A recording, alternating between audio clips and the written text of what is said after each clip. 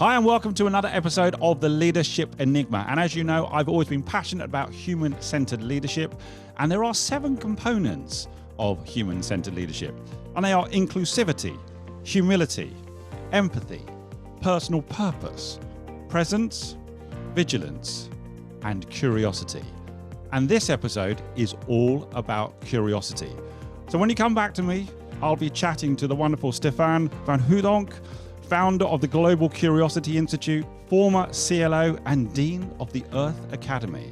So my curiosity will have to ask some questions about that. So come straight back to me.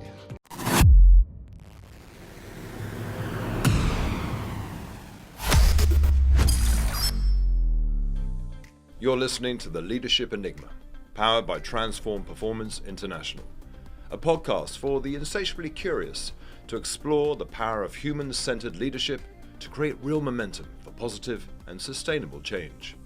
Whether you're an entrepreneur, business owner, or corporate executive, each week we speak to global experts, academics, rising stars, ambitious upstarts, and disruptors as we discover that success leaves clues. Now, here's your host, Adam Pacifico.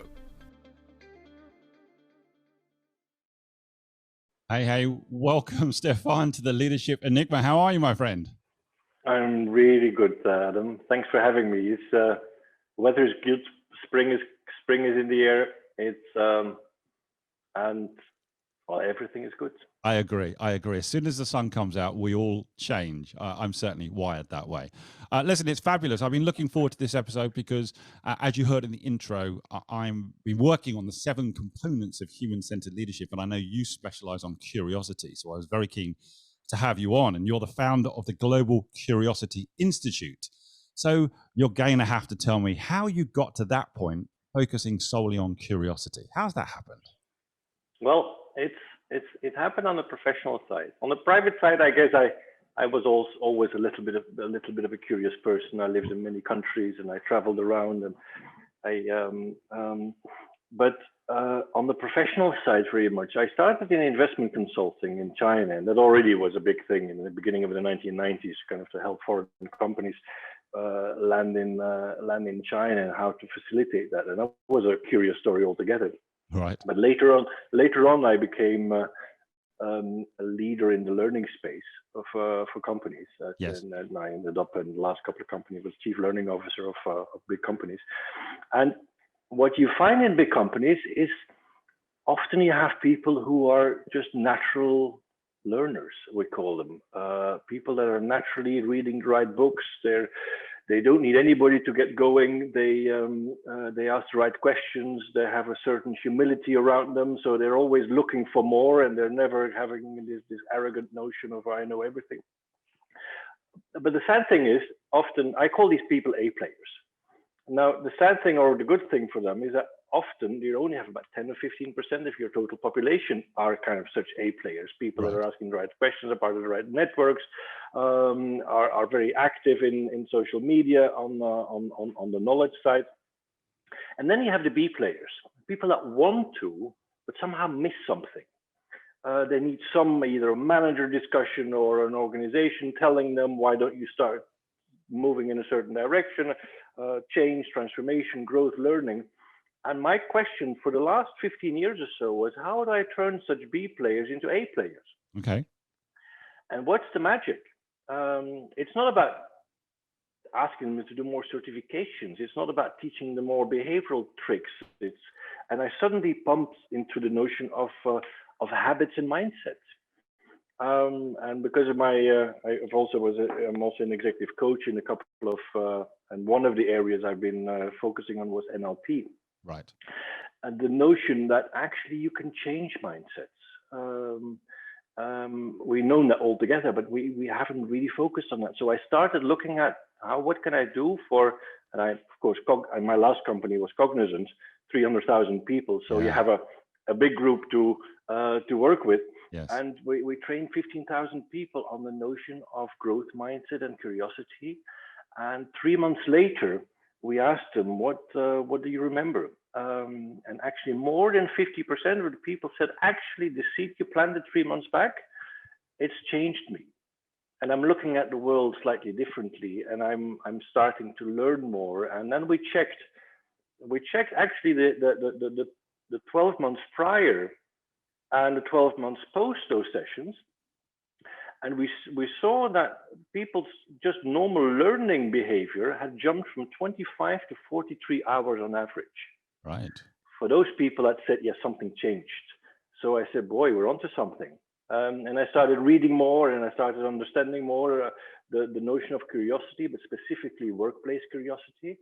Found very little research, Right. very little work done on that in this space. And I said, boy, this is crazy. I want to do more of this. And I was at crossroads in my career, and I said, why don't I just do something more and help companies and individuals and other people in the world of curiosity? And I started last summer, and here we are. It's been fun every day. Now, you asked me a question before we went live. You actually said, why am I doing this podcast? And I said to you, well, one of the things I love is when I'm not talking, I'm learning, and I'm learning from people like yourself. So let me start with a very basic question. What is curiosity? Because a number of people might think they understand what curiosity means, but through the research that you've carried out and the work that you've done up until now, what is curiosity? Well, that's a very good question. There's a couple of dimensions. Everybody has this natural notion of curiosity, and when we think of curiosity, we often think about two things. We either think about kids, that they're naturally curious, as if we as adults have lost that capability, and we can definitely talk about it because some of us have lost that capability.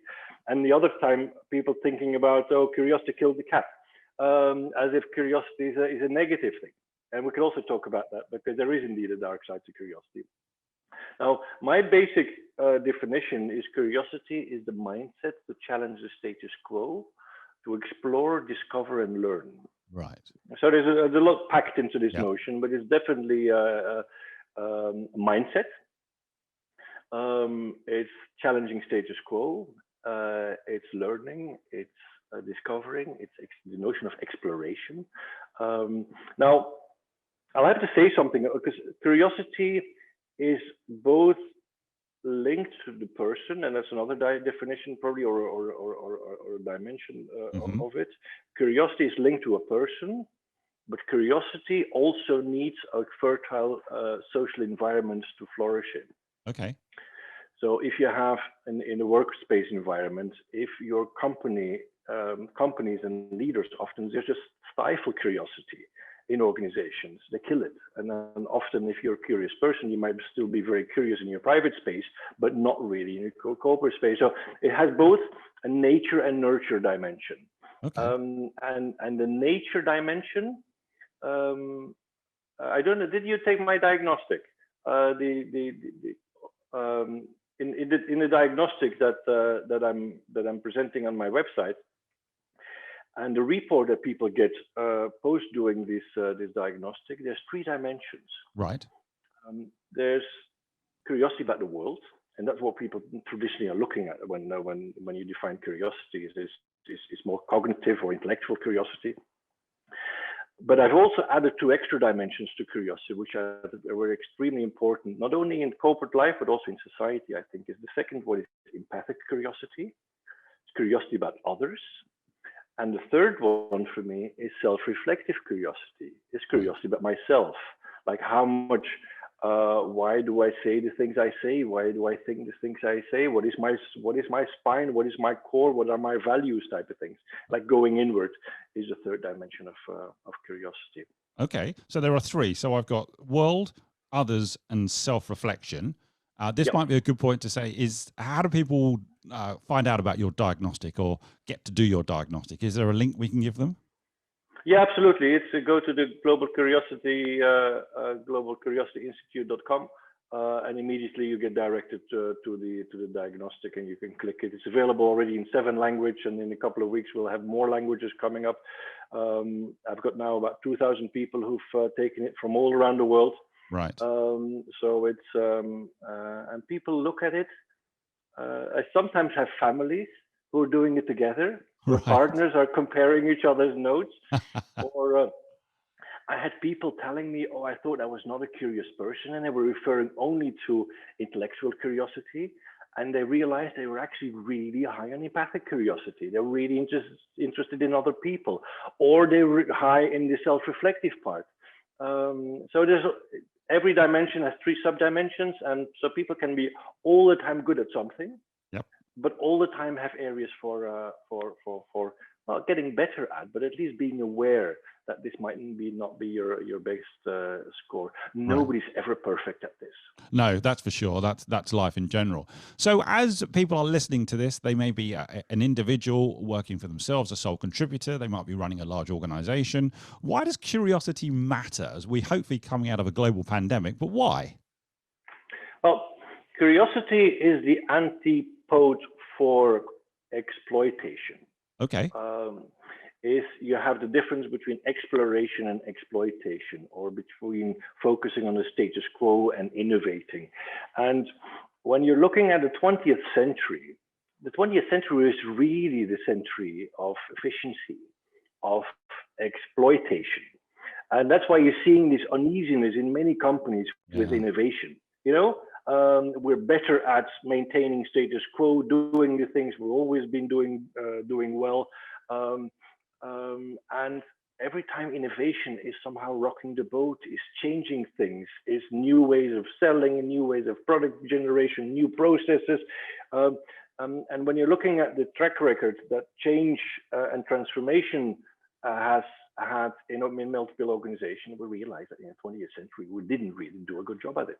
Right. Now, the 21st century for me is the century of ideas. Is you see so many things happening, industries rapidly changing. Look at COVID. Yeah. Suddenly we were a very little animal. Suddenly decided on the fate of the world almost. And we were all caught by surprise. And you see within similar industries, within the same industry, sometimes you see companies thriving really well, and other companies are just barely surviving because. Yes. They're not good at letting go. They're not as good at the entire notion of exploration. And exploration for me goes hand in hand with perseverance. Right. Since interestingly, like the two rovers that went up to Mars, the first one was called Curiosity, and the last one that was set up a couple of weeks ago was Perseverance. So if you managed to get those two concepts married together, you're onto big changes. And with all the changes that are facing us in terms of anything really, internal processes, customer relationships, customer business models, earning models, gig economy, all that jazz coming together just requires company to start thinking differently. And I think curiosity is the meta skill to drive that. And not only at an individual level with those three dimensions, but how much as an organization or as a leader are you setting up your teams, your organizations, your practices, your culture, your climate for a curious environment. Right. Okay. Now, I mean, we're living in the delta of change, and I chatted to Nick Jankel, who's a futurist, a few episodes back, and he talked about transformational leadership and people balancing outside in and inside out. And I can see how curiosity is, as you say, a meta capability for all of that to happen. So let me ask you this question. What does a curious professional look like so that listeners can identify the curious professionals within their organization, but they can also hope to become that curious professional themselves? Okay, a very good question.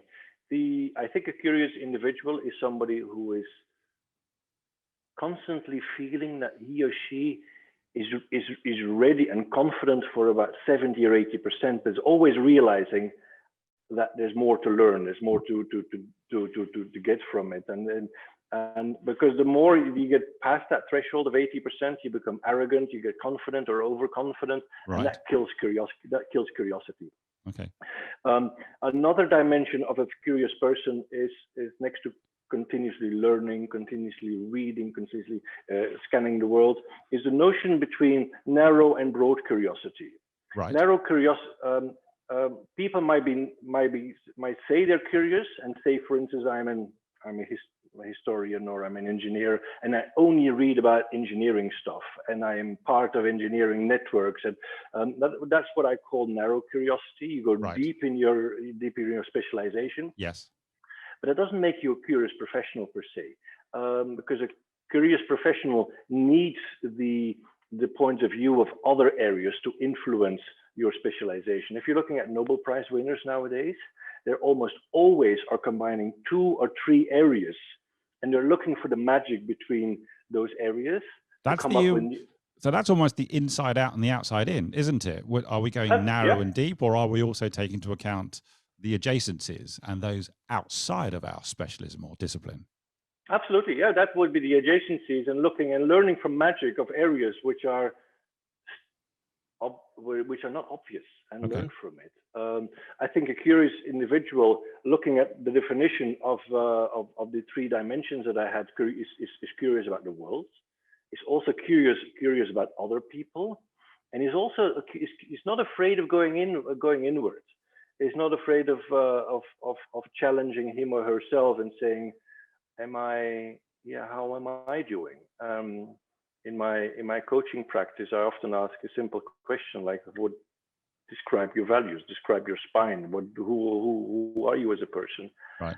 And many people don't know, because we've never thought of it. We might know it somewhere deep down, but so that self-reflective part is really important to me. Okay. Go on, Stefaan. I interrupted you. No, I think I could tell many more things, but I think I think you get the notion of what a curious professional looks like. Okay, so that takes me to another question, perhaps, because if you have a number of curious people together, or there is that meta capability shared amongst a group of people, you've now got a curious team. And I'm wondering, if you've got a curious team, what kind of impact might that have, or should that have, on an organization? Because I suppose that most leaders will want that to spread or be a pervasive capability. So talk to me a little bit about a curious team.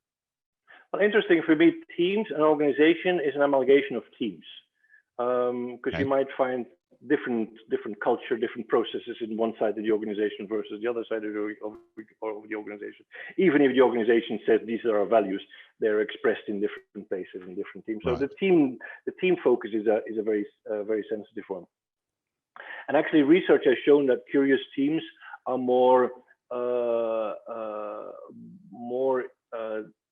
they take faster and better decisions. Right. There's no groupthink. There's no confirmation bias. Okay. They have a leader, which maybe we could talk about a leader later. The leader who is allowing for curiosity from happening in that team. There's psychological safety in the team, and there's a bunch of curious people who are in the team and are driving things forward. So curious teams are creating changes. Yes. And that has been found not only in the creative teams, because you might say marketing is maybe creative, or some of the more creative departments, but also the non-creative departments. If you are focusing on curiosity, then they equally benefit from that focus. Okay. And then maybe if you're looking at the benefits of individuals, where we haven't touched upon that, individuals who are curious, my research has shown me they are more engaged, they are more productive, they're more welcoming others, and that benefits the team environment. They're more ready for changes, less afraid of changes, because they have this certain openness to kind of allow change from happening. So there's many positive dimensions that help both individuals and teams from focusing on that curiosity. Okay. Now, I had an interesting conversation where I spoke to the wonderful Tracy Groves about empathy, and empathy I had as one of the components of human-centered leadership. And she talked about when empathy can go too far, and you move into ethical fading, where we're so empathetic with someone or a set of values that we start to not make the best decisions ourselves. And so I think you mentioned that there's a darker side to curiosity, or can can somebody overdo curiosity? The darker side is more related to the notion of that society does not always accept a curiosity. Right. Like for instance, even in the Bible, when Eve was eating the apple of knowledge, and because of doing so, she and Adam get kicked out of paradise. Or if you're looking at some of the stories, the children's stories, yes, where Hansel and Gretel or Sleeping Beauty, they're all interested in something and they get punished for it somehow. Right. So the dark side, can you be too much curious? I think if you don't have your definitions right, if you're too curious in your narrow scope, there's nothing wrong from that. But when you're looking at promotion possibilities, the companies need broad curiosity people. Right. There is a correlation between career and financial gain for the broad curiosity folks, not necessarily for the narrow one. Also, when you link it to innovation, if you're going deep into your area, you're only going to create narrow improvements. Right. Gotcha. Okay. While if you're dealing with broad curiosity, you're going to create broad and more disruptive change. I've not seen now curiosity at a team level and linking it to empathy. Curiosity is not about singing Kumbaya and holding hands with a team. And also my point, it's good leaders know when to allow for curiosity and also know when not to allow for curiosity anymore. Because your curiosity, for instance, is very useful in the beginning of projects and before really getting into the action. Well, that takes me neatly maybe into asking the question about curiosity and leadership, Stefaan. So what are your thoughts there? Because we may have many people listening to this who are leading individuals, maybe leading many individuals across regions, and they're still working virtually as well. So what is it that the leader should be looking for in them, and how could they help inspire and radiate leadership? So help me with that, leadership and curiosity. That's a beautiful one. There's a couple of dimensions which I include in leadership traits or traits of curious leaders. Yes. And one already I mentioned is knowing when to explore and when to exploit. Yes. When to innovate or when to stay with status quo. When to be curious and when to focus more on agility and those type of things. So that's one. Another dimension, of course, a role model. In being curious, him or herself, yes. In curiosity world, empathy as well as self-reflection. Right. Another dimension is to allow for psychological safety in the team, making sure that the person is, I call it often confidence humility, that the person has enough humility, but he's also proud or not proud to say that the person doesn't know, right, or doesn't shy behind not knowing, but is open about it, and therefore is inviting the wisdom of the team to flow to the top. So we have confidence, humility, psychological safety.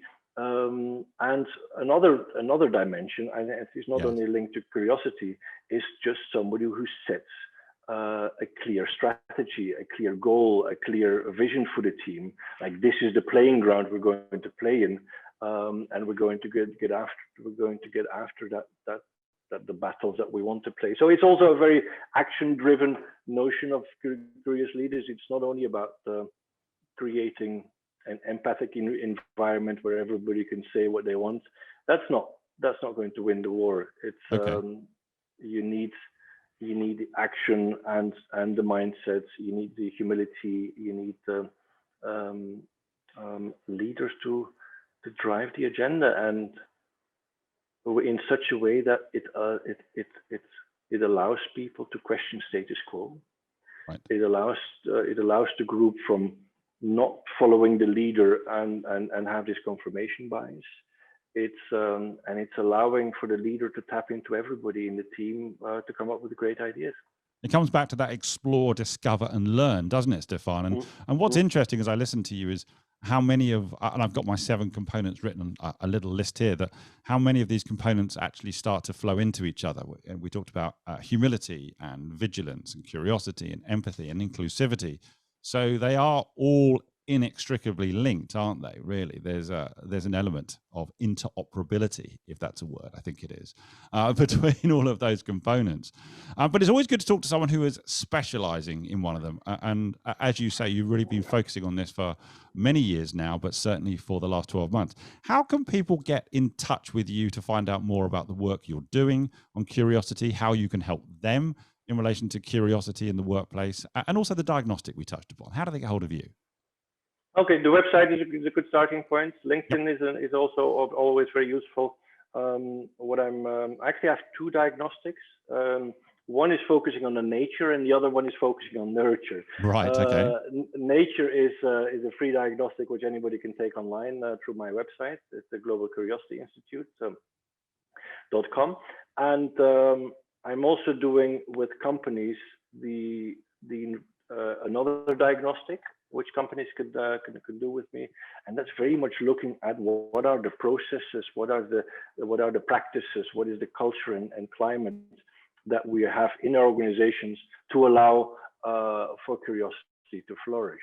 Right. And interestingly, what I've found so far in doing now close to 20 companies globally around the world is that the entire area of processes and practices and the innovation orientation, as one of the 9 dimensions I have in that diagnostic, tend to be rather low for most companies. Okay. And that, when we said earlier that companies are sometimes stifling curiosity from happening, it's especially what I found so far is expressed through those 2 areas. For instance, we don't recruit curious people.